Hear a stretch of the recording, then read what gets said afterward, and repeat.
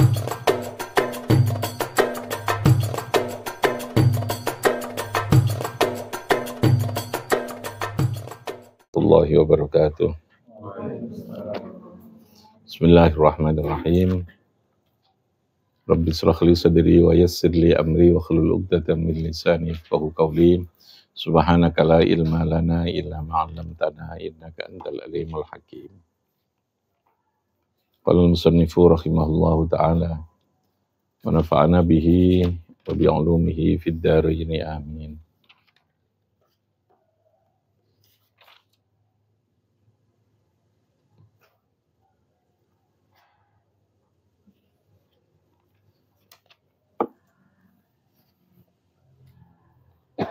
Oke, kita lanjutkan ngaji kitab Mau'izatul Mu'minin.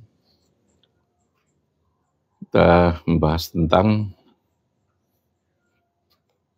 pendalaman makna sholat dalam konsep tasawuf, fikih tasawufnya Imam Ghazali ini ya. Amalus sholati al-zahirah. Jadi dalam sholat ada amal. Amal itu perbuatan yang sifatnya adalah fi'liyah, perbuatan, maupun qauliyah. Ya. Jadi kalau disebut dengan amal, amal itu bisa bersifat fi'liyah, bisa bersifat qauliyah. Ya. Kalau terjemahan amal itu kan perbuatan, ngelakoni, tapi tidak semua dalam bentuk perbuatan atau fi'liyah, tapi bisa berupa qauliyah. Nah, dalam salat ada amal as-salat al-zahirah. Yang ini yang disebut dengan fikih syarat rukun. Ya, syarat rukun itu lebih pada amal al-zahirah. Ya. Dan itu yang menjadi ukuran sah atau tidak sahnya sebuah ibadah yang berupa salat ataupun yang lainnya.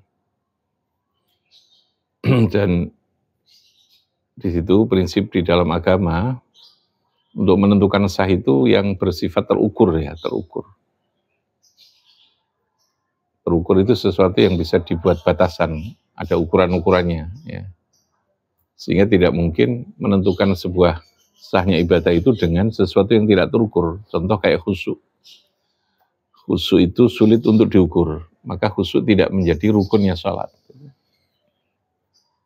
Harus bersifat madhubut. Madhubut itu sesuatu yang bisa dipelanggeri ya, dibuat batasannya. Ya ruku itu apa? Ruku itu menempatkan, nah itu ada batasannya kan. Kedua telapak tangan kita di kedua apa ini namanya? Dengkul ini. Lalu kemudian posisi geger otomatis melengkung kan. Yang sempurna, yang minimalnya ini, sempurnanya ini gitu, ada ukuran-ukurannya. Jadi kalau yang berkaitan dengan fikihnya, fikih tentang syarat rukun itu pasti sesuatu yang bersifat terukur. Itu yang menentukan sah tidak sahnya ya. Tapi kalau yang tidak terukur itu tidak bisa masuk dalam rukun. Ya. Sehingga sesuatu yang sulit terukur itu biasanya lalu dilambangkan gitu ya. Seseorang syarat sahnya sekolah itu kalau dia masuk itu kan terukur, datang, hadir, mendengarkan, bawa buku, itu semua terukur. Tapi tidak bisa kita mengatakan sahnya kamu harus paham, tidak bisa. Pahamnya tidak kelihatan, maka lalu dilambangkan menjadi evaluasi, ada angka gitu ya. Angka itu yang menjadi standar ukuran, kemampuan. Masih ada sistem untuk mengukur, membuat alat ukur terkait dengan sesuatu yang tidak paham. Nah, khusyuk itu tidak menjadi rukun sahnya sholat, tetapi ada indikasi yang bisa kita lihat, evaluasinya itu. Apa ketenangan batin, karena tujuan itu lalu menjadi tercapai, gitu lah ya. Sholat itu untuk zikri, aqimis sholat ali zikri, lalu ala tatmainnul qulub, ala bizikrillah apa? Tatmainnul qulub. Orang kalau salat itu mestinya hatinya tenang, karena salat itu zikir. Hatinya menjadi lebih damai, gitu kan. Lebih produktif, gitu umpamanya gitu. Itu ukuran-ukuran yang menjadi sesuatu yang dirasakan dan orang menyebutnya lalu hikmah. Jadi ada yang terukur. Kalau yang menentukan sah dan tidak sahnya itu normatif ya. Kamu sekolah, kamu mulang ukuran kamu mulang sah itu apa ya? Satu, datang sesuai waktu. Lalu ada kurikulum kan terukur semua, gitu. Tapi apakah ketika kamu mengajar menyampaikan materi itu lalu iso masuk apa tidak, itu tidak menjadi rukun, tapi menjadi apa? Sesuatu yang dirasakan gitu ya. Ketika itu gak bisa dirasakan kan berarti podo megak ngelakoni gitu ya. Terus untuk apa ngajarkan gitu. Ini apa? Ada perubahan perilaku anak, ada kemampuan dia memahami, ada kemampuan yang bersifat abstrak tetapi bisa dirasakan. Paham ya? Jadi saya ulangi, kalau yang menyangkut sahnya suatu ibadah, rukun, itu pasti sesuatu yang bersifat apa? Terukur. Sesuatu yang bersifat apa? Terukur. Nah, itu menentukan sah tidak sah. Sah itu apa? Sah itu dianggap telah melakukan. Telah keluar dari ketentuan perintah yang mengikat itu berarti sah. Sudah membebaskan orang dari beban aturan. Itu berarti sah. Tapi kalau dinyatakan salat tidak sah, ya koyok durung nglakoni, berarti dia masih harus salat lagi. Ya, namanya i'adah salat atau mengkodok salat karena belum salat ya. Tapi semua ibadah, semua perilaku itu kan pasti akhirnya bukan perbuatannya itu yang diinginkan, yang menjadi tujuan. Ada tujuan yang bersifat substansi dan itu tidak kelihatan pasti. Ya, tidak kelihatan. Anda makan, syarat sahnya makan apa? Ya kudu ono panganane kudu ini. Tapi kan bukan itu, tujuannya bukan sekedar satu, bukan sekedar ono makan, tapi satu kita enak. Enak itu abstrak, relatif. Yang kedua kita menjadi sehat. Sehat itu relatif. Tapi bisa kita ukur. Yang sehat itu kayak opo gitu kan. Oke ya. Nah, amal zahir yang ada di dalam sholat itu semua adalah terukur dan itu ketika dilakukan dengan baik, itu berarti ada indikasi di situ dia punya substansi. Gitu ya. Punya substansi. Jadi kalau kita melihat kekhususan seorang, delon cara ngelakukan rukunnya piye. Nah rukunnya baik, kita bisa menduga saja. Dugaan loh ya, bukan memastikan, tidak. Menduga kemungkinan dia adalah khusyuk, orangnya khusyuk. Karena sholatnya kok, mocone rukuknya tenanan. Indikasi ya, indikasi itu dhon. Indikasi itu apa? Dhon, bukan yakin. Kalau yakin itu pasti namanya. Pasti khusyuk tidak bisa. Karena sekali lagi khusyuk itu tidak bisa kita, indikatornya saja yang bisa kita lihat. Makanya kalau sudah untuk urusan yang sifatnya di luar yang zahir, itu sudah Gusti Allah yang menentukan. Ya, kita hanya tahu indikator saja. Apakah kalau sudah pelatihan sholat khusyuk orang pasti sholat khusyuk? Ya tetap belum tentu. Dia hanya memandu bicaranya khusyuk, ya. Tapi khusyuk betul apa tidak, siapa yang tahu? Siapa yang tahu? Urusan hati siapa? Khusyuk itu urusan hati, al-batinah, sesuatu yang bersifat batin, yang non-fisik.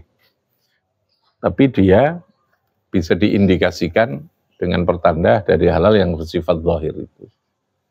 Cinta itu abstrak, tidak kelihatan ya, tapi dia punya indikasi. Perhatian, gawe no kopi gitu ya, masakan. Ya, itu indikasi yang bisa kita lihat. Tapi apakah dengan begitu pasti ada cinta juga belum tentu. Ya, so pengerti duwe karep, ya, duwe karep. Jadi tetap tidak bisa memastikan. Tapi indikasinya saja yang bisa kita rasakan, yang kita lihat itu. Oke ya. Idza faragha al-musalli minal wudu yang bersifat dhahirah itu. Idza faragha al-musalli minal wudu'i wat taharati minal khubusi fil badan wal makani was siyabi wasatul aurati minas surrati ila rukbati fa alaihi ayyan tasiba qa'iman mutawajjihan ilal qiblah. Idza faragha nalikane selesai sapa al-musalli wong sing arep salat minal wudu'i saking wudu wat taharati lan bersuci minal khubusi dari berbagai kotoran najis fil badani ing dalem badan wal makan lan pakaian wasyabilan wal makan lan panggonan wasyabilan pakaian wasatil aurati dan selesai menutup aurat minas surrah ila rukbah, ini minimal ya pikirnya, Dari util sampai dengkul ini lanang ini. Fa'alaihi maka iku wajib ing atase musalli. Orang yang mau sholat tadi ayyan tasibaqa iman, dia berdiri dengan tegak jejak. Mutawajjihan ilal kiblati halih menghadapkan diri ke kiblat. Ini panduannya begitu ya, panduan. Kalau di sini panduannya bersifat ibarat orang masak itu sudah nggak dibedakan ini mana yang fardu rukun, mana yang sunnah gitu ya. Karena ibarat orang masak itu akhirnya dia tercampur dalam satu kan. Yang pokok dengan yang merupakan bumbu tambahan itu kan wis gak ketoro gitu. Kamu kalau masak kari ada yang pokok. Yang pokok itu kalau kari ayam ya harus ada ayamnya, harus ada air, itu pokok. Tapi bumbu-bumbu yang lain yang menyempurnakan tetap masuk. Cuman akhirnya sudah nggak jadi bumbu lagi. Sudah tidak lagi kelihatan satuannya. Tapi yang ada adalah masakan karinya. Kan tidak bisa kita lihatan. Oh ini mana tadi yang namanya penyedap rasanya, mana uyahnya sudah tidak kelihatan. Bahkan mana lomboknya tidak kelihatan. Airnya pun sudah nggak berubah air, sudah berubah. Seperti air putih itu sudah berubah warna, sudah ini. Paham ya? Nah perbuatan itu juga begitu. Wudhu ini merupakan satuan ya. Setelah jadi sholat begini, wis tidak lagi dipilah mana ini yang sunnah, mana ini yang. Tapi kita harus tahu mana yang pokok gitu lah ya. Sehingga kita harus tahu mana yang rukun, mana yang sunnah. Tapi ketika sudah terjadi perbuatan, wis padha wae. Gini, kalau ajaan Allahu Akbar ini sama-sama perbuatan. Tapi mana yang rukun? Yang rukun mana? Ketika saya bilang Allahu Akbar, gitu ya. Yang rukun itu yang apa? Allahu Akbar. Yang rukun itu membaca apa? Takbiratul Ihram. Rukun. Gini yang ini sunnah. Tapi ketika sudah dilakukan, ini sudah tidak lagi ada perbedaan. Nah, kita belajar keilmuan, fikih itu memang harus diontain, di rukun, di sunnah, gitu ya. Tapi nek sing nglakoni yo sudah di siji sudah. Nek nggone wong sing baru belajar kampung, gak usah diotai dhisik, pokoke dia gelem nglakoni sik. Baru diilmoni gitu ya. Jadi kalau amal perbuatan itu jangan berilmu dulu baru melakukan, tapi lakukan dulu sambil menyempurnakan dengan ilmunya gitu. Karena kewajiban itu segera. Paham ya? Orang yang baru masuk Islam, apakah Anda latih dulu ngaji fikih? Ya, apa dikon salat sih? Apa wuri sih iki rukun ela ini wah malah dijabarkan macam-macam ini. Orang salat atau dhisik. Ya. Karena untuk praktek itu kan tidak perlu ilmu dulu gitu lah ya. Baru lalu sambil diilmoni. Didono. Oh, sing kok lakoni mau ngene iki rukun ini gitu ya. Ya. Makanya kalau dalam konsep Islam itu sesungguhnya proses pembelajaran itu lebih bagus kalau langsung praktek. Praktek dulu tapi harus diilmoni. Nah, sayangnya kadang kita ini praktek tapi tidak diilmoni. Oke? Fahim dom? Fahim dom? Apa? Harus ilmu dulu apa praktek dulu? Ulama kiai-kiai dulu begitu praktek.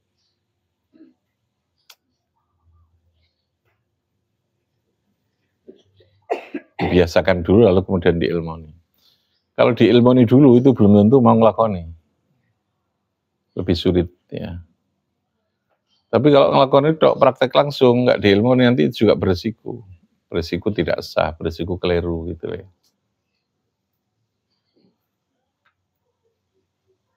Nah, di ilmu nidok itu jadinya ya keilmuan, dia hanya sebatas apa istilahnya?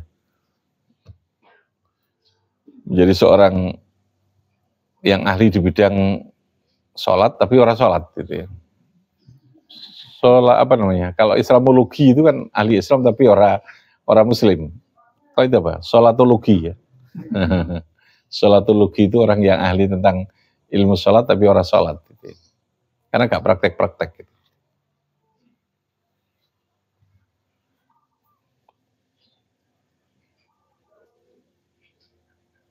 Jadi kehidupan itu seperti puzzle gitu. Anda mengumpulkan banyak hal bahan-bahan lalu kemudian meramu menjadi sebuah karya, perilaku. Karya itu apa ya? Perbuatan, prestasi, ini.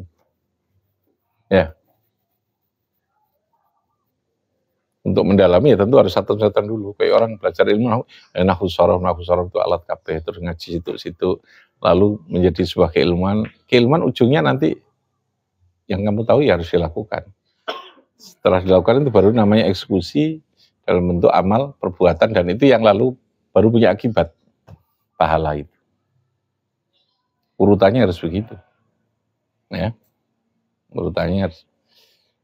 Nah, kalau dalam ibadah, lakukan saja dulu, kasih contoh, setelah itu kemudian, makanya kemarin dikatakan oleh Kiai Mustafa Bisri itu, Gusmus, nek non desa itu wong gak dikai dalil dhisik.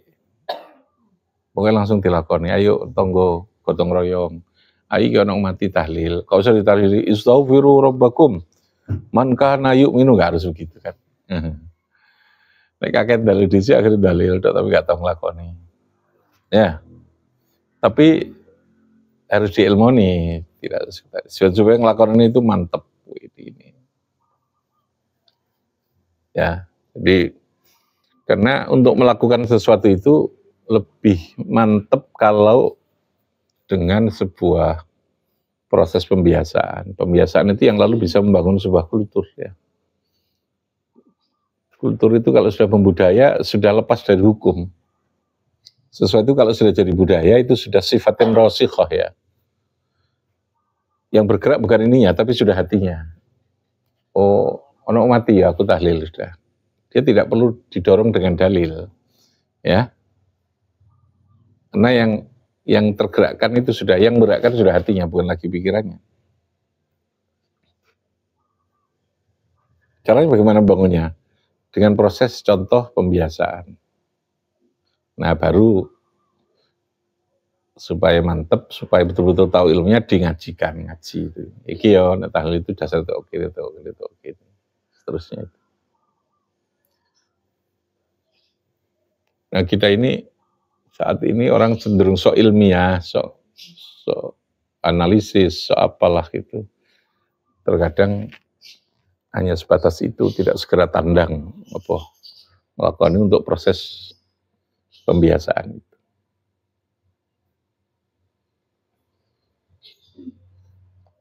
Orang punya ilmu itu kan kecenderungannya bantah ya, karena tahu. Apalagi tahu ini setengah-setengah itu, ngengkelan.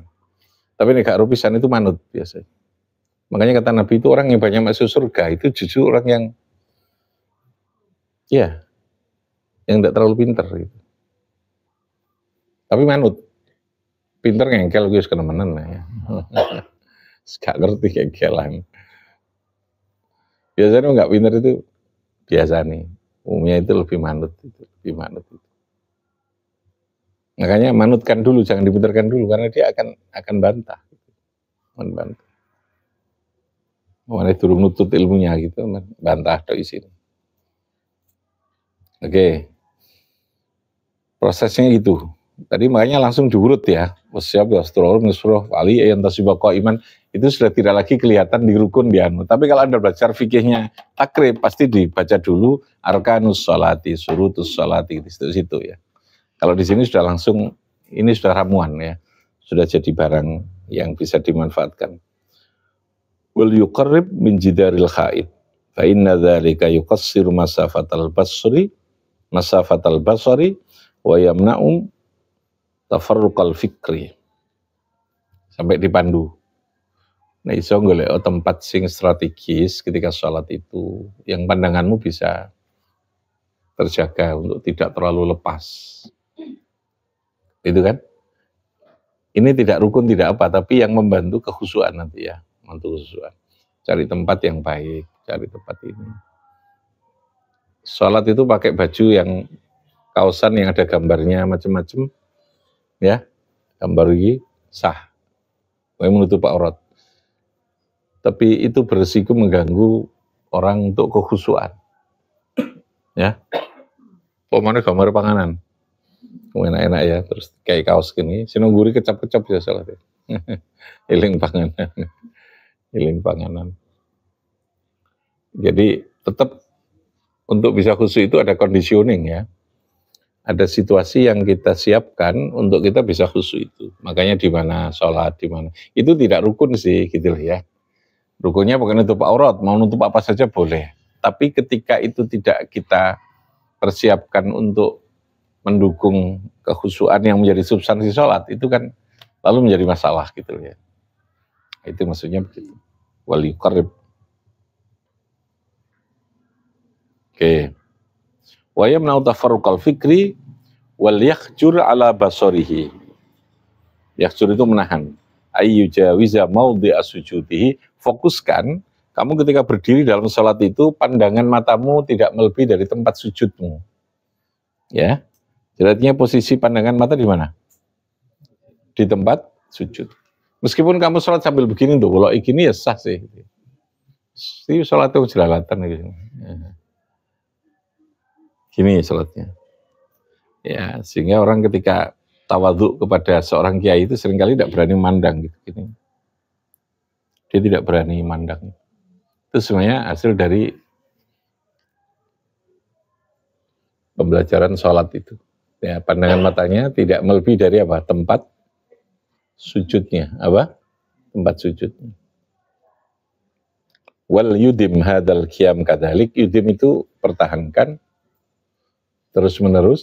Oke, saya teruskan. Wal yudim itu artinya berusaha istiqomah tadi. Terus menerus hadal qiyam kadhalik ila ruku'i min ghairi iltifat. Tanpa adanya iltifat. Iltifat itu toleh-toleh. Jadi kalau dodomu menghadap kiblat, semuanya kalau wajah gini tidak membatalkan sholat.